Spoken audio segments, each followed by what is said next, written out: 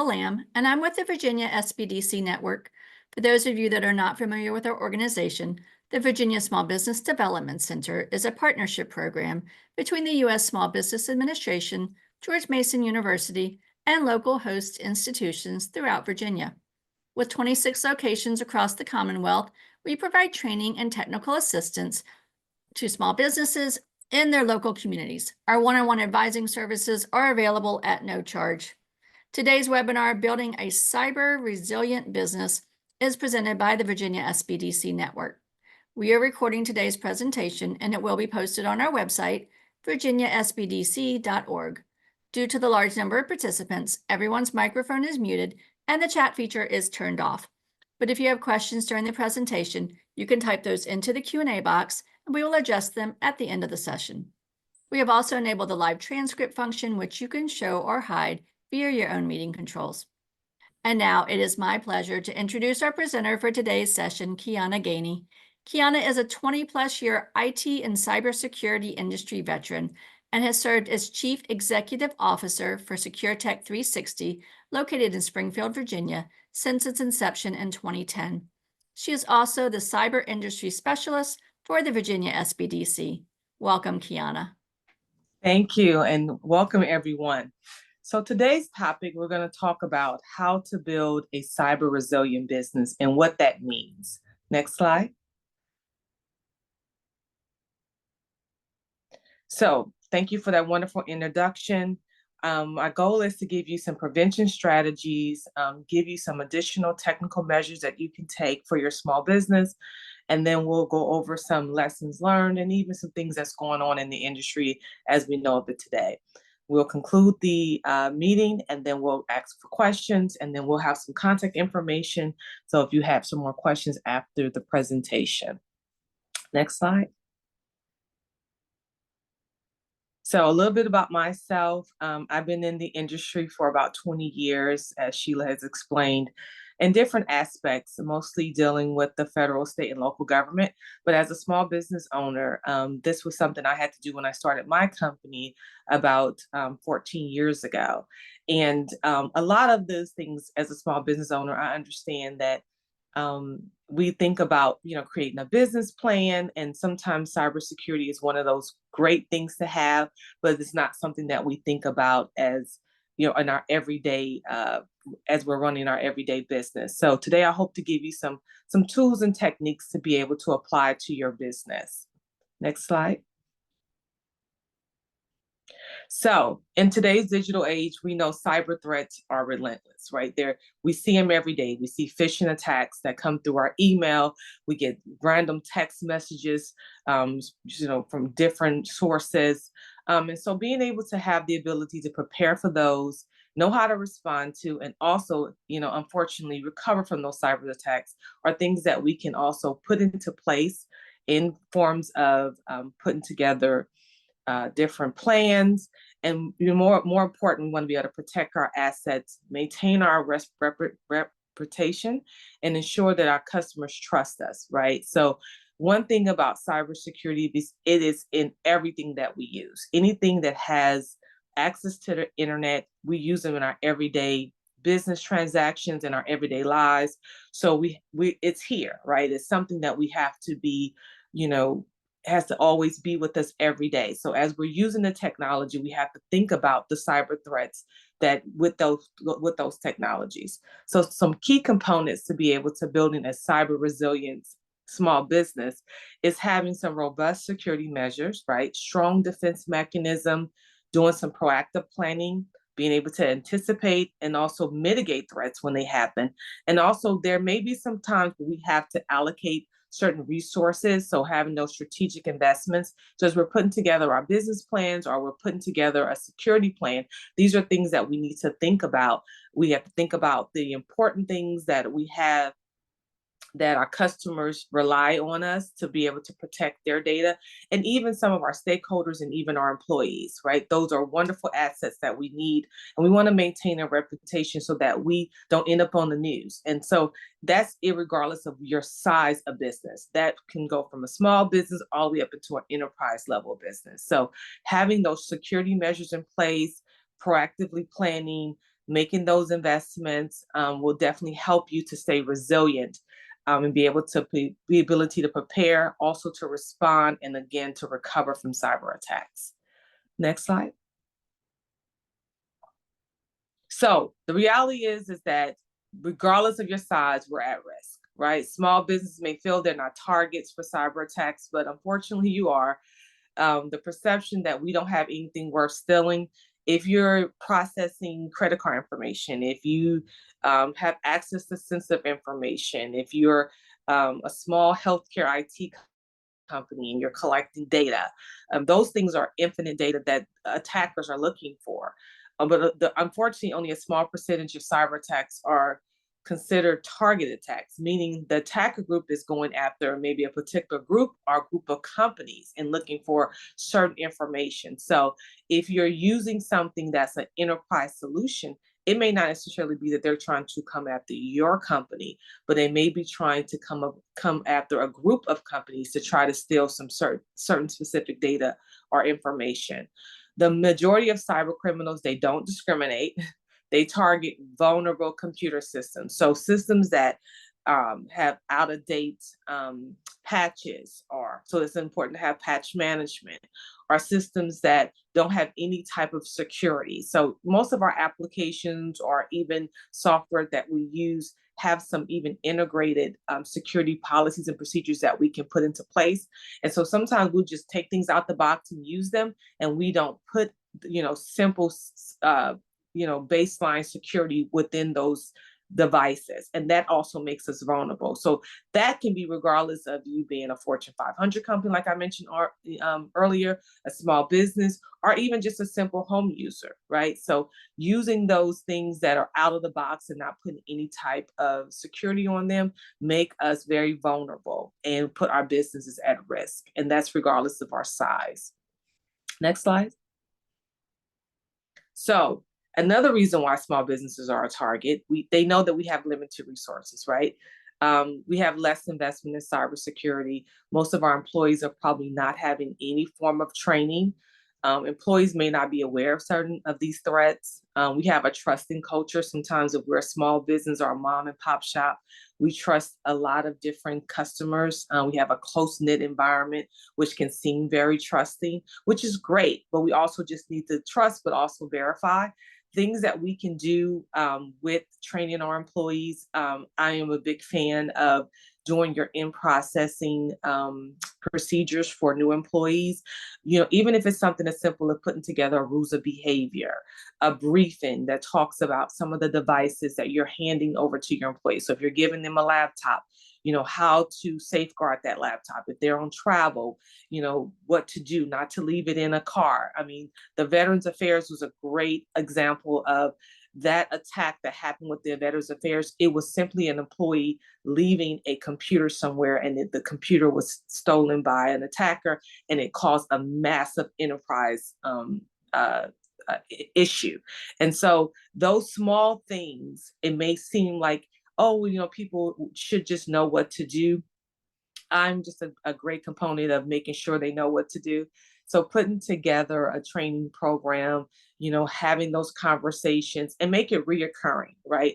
I know sometimes we have a lot of different programs where I call it the click, click, click to the next slide. We're not necessarily retaining the information. We're just trying to get through the presentation. So I like to have my training to be very interactive. So I incorporate in the in-processing procedures as well, but I also incorporate them in weekly staff meetings as new threats are happening in real time. I'm always having the conversation. I'm sending out emails and just certain reminders. So that doesn't cost a lot. And those are things that you can do, that it's not a very big investment of just a little bit of your time. Next slide.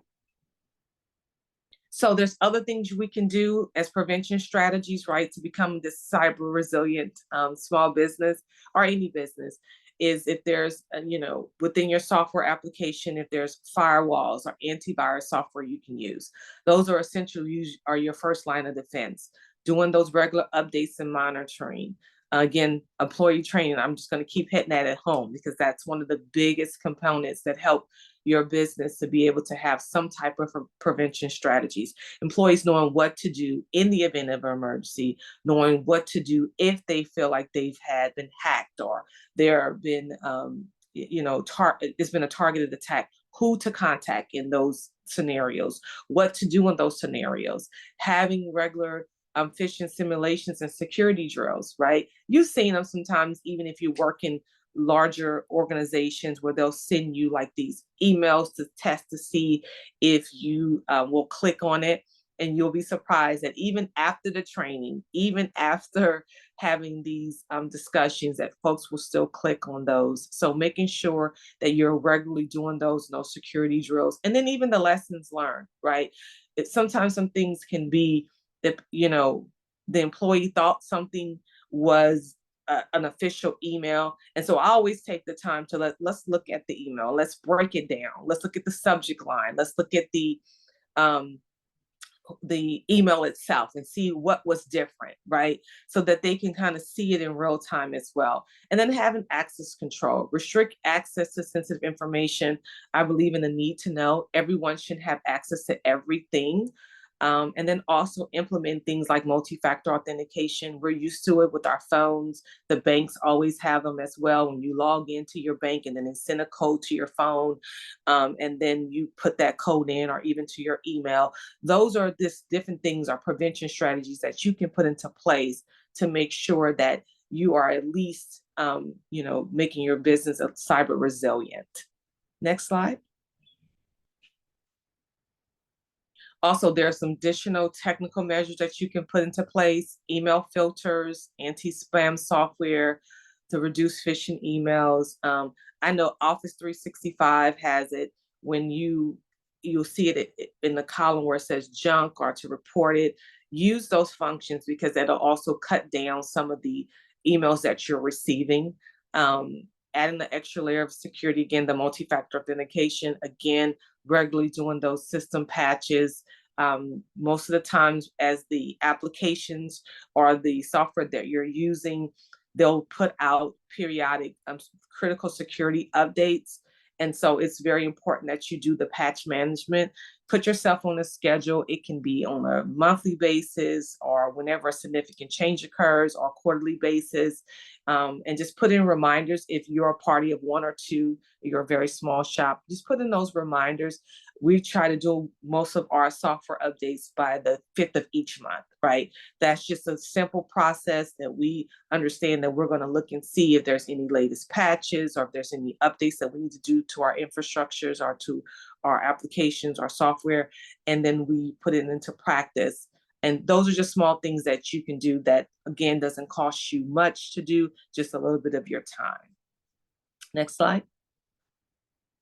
Again, proactive planning and making those strategic investments. We talked about that earlier a little bit. Doing a risk assessment on your system. You know better than anyone the things that can be potential vulnerabilities. Doing regular audits and updates of your system. So if you bring in new things, I always like an inventory. So I do an inventory of all of my hardware.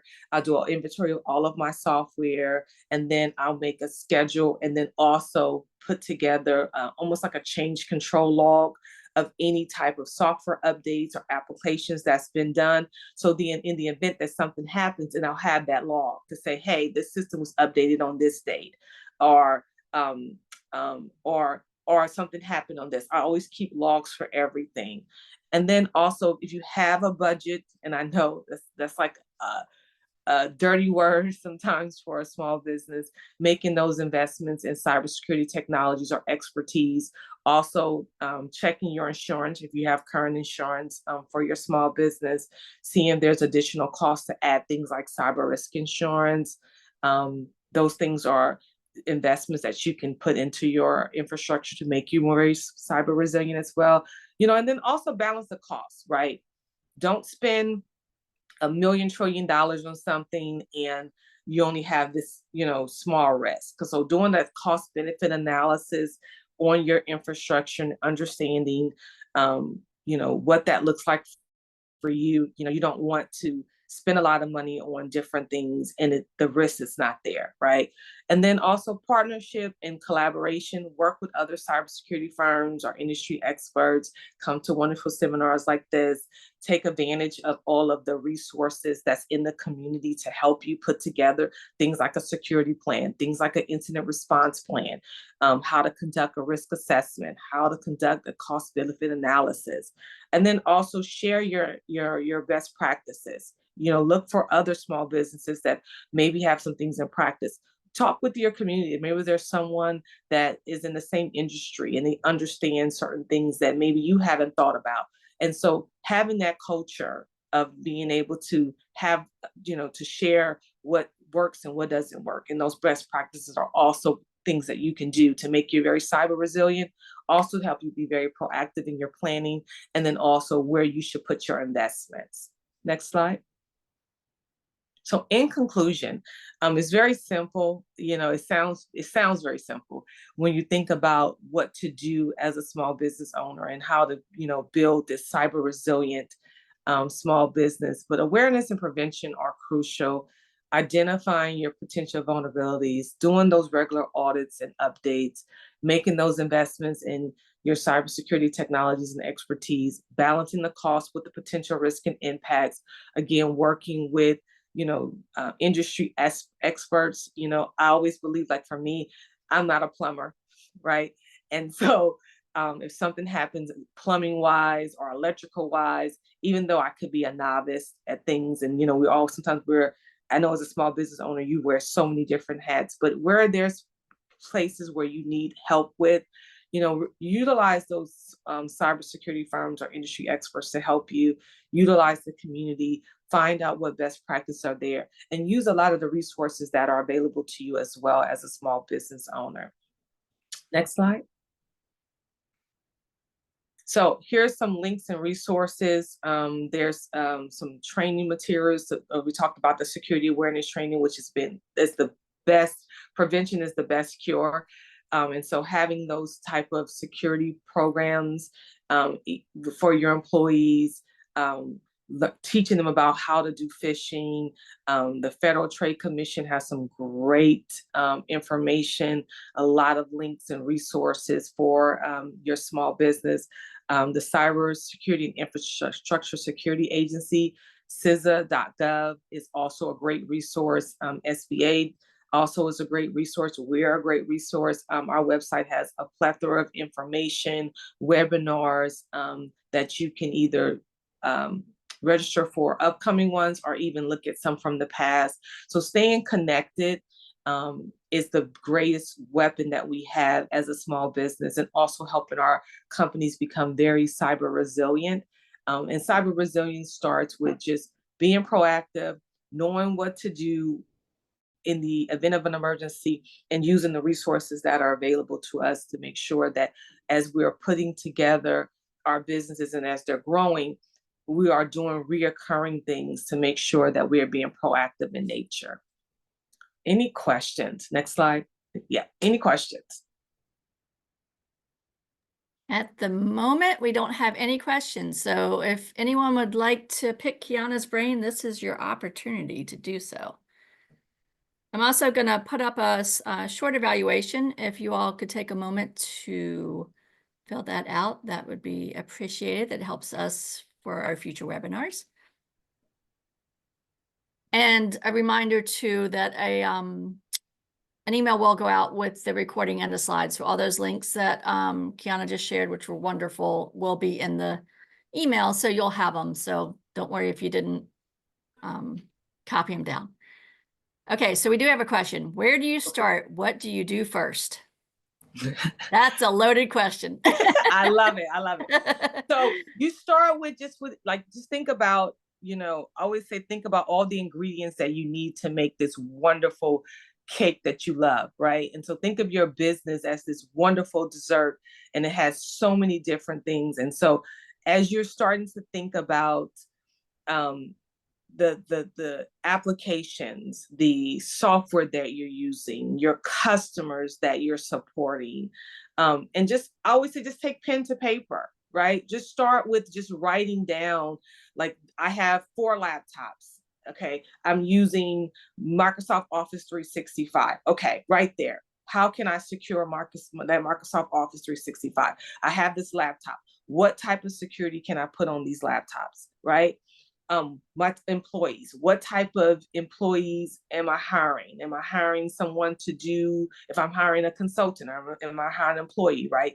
What type of security measures do I need to have in place for the employees versus the contractors, right? Who would have access to certain data? What files should I secure? Am I securing them on a virtual drive, or am I securing them in place? Because cybersecurity is also has some physical aspects of it, right? So you got to think about if who has access to those employee files. Are they locked up? Who needs access to all those different things? So there are, and I may even see if I can find something to add to the webinar slides when we send it out. But it's like a checklist, and fill out that checklist, and write down how you want to protect those things. So it's very similar to how you built your business plan, right? There were certain things that you put in. Do one just for your cybersecurity, your security plan. And as you started filling those things out, you'll start to put yourself on a journey, and you can start thinking about, how can I protect those things? Do I need to bring in an industry expert to help me with that? Are there things that on these other resources that are available that I can use? I don't have to put together my own cybersecurity training if these resources have one that I can use and implement today, right? We have a tool from the SBDC from Posture. It's a great little tool that can ask some of these questions, and then it spits out a report and gives you different things that we talked about, and maybe have you put together like a plan to be able to put that together. How do you know what to put in those cybersecurity plan? It's going to be based on what's in your infrastructure, what's in your environment. So that's why I said start with what's in the environment, and then research how you can secure those different things. There are templates for business plans. There are templates, just like there's templates for business plans, there are templates for a cybersecurity plan. CISA.gov has some great plans. SBA has some great plans. We'll also add that as an additional link, so just give you kind of a baseline. But we also have some tools and resources on our website that you can use as well. But I always say, when in doubt, write it all down. Even when I started my small business, I used Excel for everything. And I would just write down, I did inventory, like all of my laptops, all of the software that I was using, all the application I was doing, what functions each of those I was doing for each of those business lines. And if I was doing something like securing credit card information or securing healthcare information, then I knew that those devices needed a certain level of different types of security, right? So if I was deploying a laptop that I knew that an employee was going to be using, let's say at home, then I would implement them to use a VPN, and then I will put encryption on the laptop, and then I will lock down that laptop so that I can have remote access. So there's different things that you will need depending on the functions of your business. So writing those things down, putting together that plan, utilizing those resources will definitely help you. I hope I answered your question. I know I kind of went on a tangent. That was great. No, and we'll definitely include those with the slides, the links and all that you were telling. And I like the checklist too. That would be great. Yes. So our next question, do you see that we could, I guess, tie it into cybersecurity? What is the safest way to receive client payment information to be saved for automatic payments in QuickBooks? What is the safest way to receive client payment information to be? Okay, so there's a couple things you can do. Okay. So if someone is emailing you their, let's say, checking account, savings account, routing number, and you want to be able to receive that information, if you don't have a way to do it with encryption, because encryption would be like the safest way to be able to, send back and forth information. And I know that can be expensive. You can use, if you have, like, say, Adobe, and you PDF it, you can put a password on the actual PDF. And then you can also put some form of the same thing within the email, and then send the codes either by text, right? Or pick up the phone and call them. So I always say there's ways around different things that doesn't cost you anything. You don't want to send payment information can't be sent. So that was just an example. Like if you were using a form of like Adobe, or let's say they were sending you like a file of some sort, there are ways that you can secure whatever application that you're using. Find out if there's a way that you can password protect that information using that application, but you can also always password protect your email as you're sending back and forth, and then put together another mechanism to be able to send the code or the password, so you're not sending it within the same email. So what I'll see sometimes people will do is that they will do all the work by encrypting or putting a password on the PDF, putting a password on the email, but then they put the password in the email. So I'm saying don't do both of those things, right? So find a way to be able to send it one way, and then find another way to send the other portion of it, right? Or you can use some type of encrypted email and have the person send you something back, and then the encryption happens in the both end, and that will kind of encapsulate the data so that you are sending it back and forth. So it's different ways that you can do it. Okay, do we have any other questions? We still have some time to pick Kiana's brain.